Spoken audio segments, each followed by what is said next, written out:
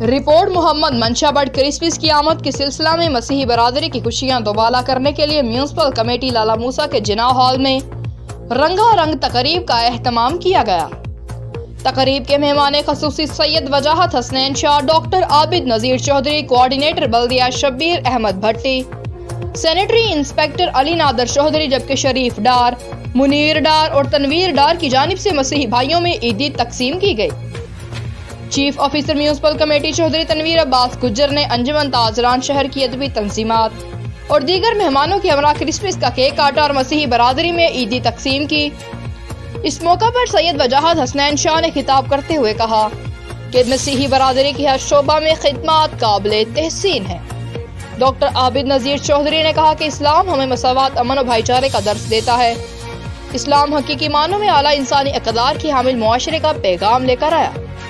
Coordinator بلدیہ شبیر احمد بھٹی نے کہا کہ ہمارے دین اسلام میں اقلیتوں کو بھی وہی مقام عطا کیا جو معاشرے کے دوسرے شہریوں کو حاصل ہے۔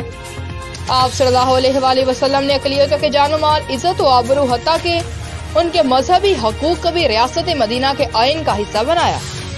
Chief officer municipal committee Chaudhry Tanveer Abbas Gujjar نے کہا کہ ہمیں اس ریاست میں شہری مساوات کے اس بنیادی اصول کو اپنانا ہے جو ریاست اور قوم کی ترقی کے لیے بہت ضروری ہے۔ انہوں نے کہا کہ معاشرے میں دیگر شعبوں کے ساتھ ساتھ بلدیہ میں مسیحی برادری کی خدمات قابل تحسین ہیں۔